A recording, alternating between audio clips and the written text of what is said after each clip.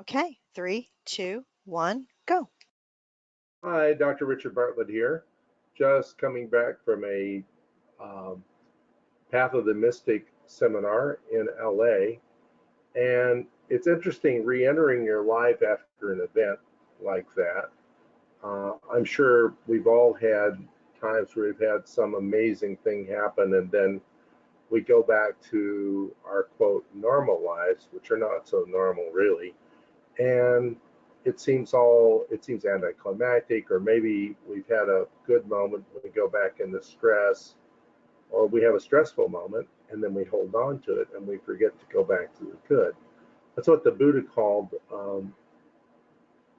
right action, um, where it's skillful to look for the things that expand our feelings of peace, of feeling good, but not to ignore the things that are under the surface, but to get to the point of equanimity where there's a balance, where it doesn't matter what's happening, you can still find your center.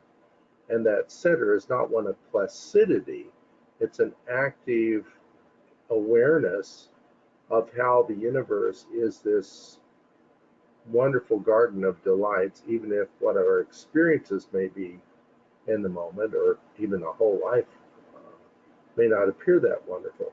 But everything is there for our benefit, for our growth, for our evolution in consciousness, and ultimately to transcend our sense of a separate self.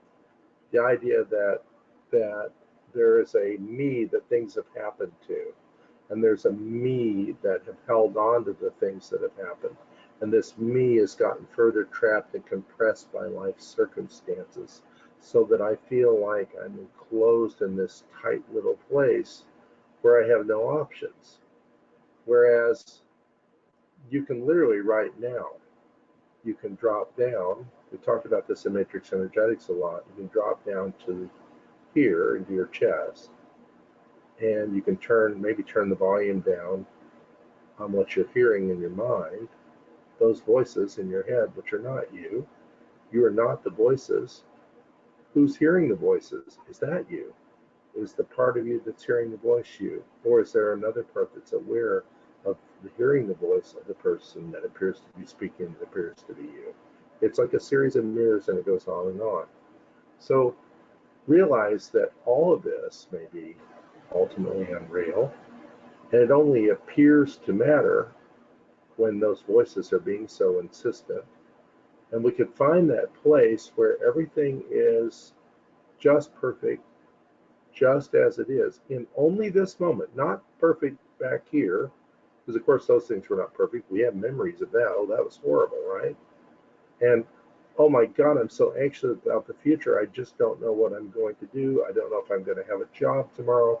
What if my wife leaves me? What if I never find my soulmate? All this stuff, right? What if I don't find my divine plan and I feel like I'm just adrift in the universe? Well, adrift in the universe is not such a bad thing. It's still a very loving universe. And to be a part of that as an expression of that unfolding is what life is really all about. To close with this, I like what Alan Watts says. I come back to this. He said, the purpose of life is to breathe in and to breathe out. And I'll add, perhaps smile. Thank you. See you next week.